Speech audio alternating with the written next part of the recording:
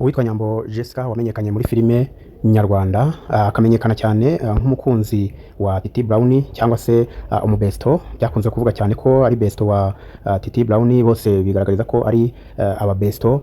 Uyu mukobwa wamenyekanye cyane muri filime nyarwanda, ni umwe mu bakobwa b'abahanga bakina filime neza, kandi ibintu bakoze bakabikorana umwete ndetse n'ubuhanga butangaje.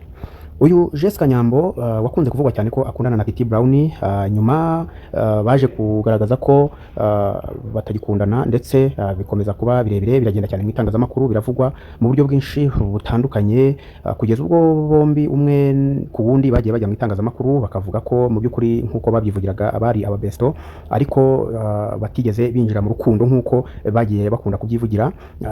Nyuma rero y'icyo gihe cyose twaje kumenya amakuru atariho ivumbi, amakuru yizewe, kandi amakuru atakunze gusakazwa cyangwa kuboneka ahandi hantu aho ariho hose. Uyu Nyambo Jessica cyangwa se Nyambo uzwi cyane muri filime nyarwanda, akaba rwiyemezamirimo cyane mu gukora amafilime. Biravugwa ko yambitswe impeta n'umukunzi we.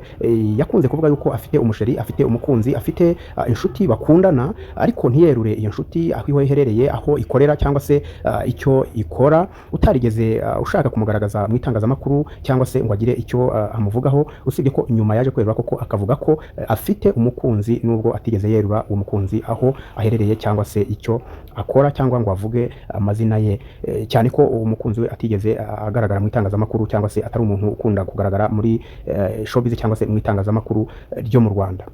Biravugwa ko rero yamwambitse impeta, ndetse ibyo bintu bikaba byabaye, cyangwa se uko gutera ivi cyangwa se kwambika impeta bikaba byabaye mu gicuku cy'ijoro, ubwo amakuru yizewe tugenda dukura mu bamotari avuga ko iyo mpeta yimwambitse ahashyira mu masaa 9 z'ijoro, ku buryo nta muntu n'umwe wabashije kumenya, cyangwa se nta tangazamakuru ryari rihari cyangwa se ryahagaragaye ngo koko iyo nkuru ijye ku karubanda.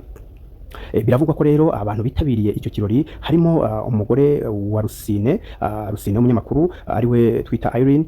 Bivugwa ko kandi inshuti ze zitakunze kuhagaragara, harimo ba Miki bakinanye amafilime, ndetse n'abajojo bakunze gukinana amafilime. Abo bose nta n'umwe wigeze ahagaragara. Umukobwa rero wanyu Nyambo Jessica akaba yambitswe impeta nk'uko amakuru agenda abigaragaza.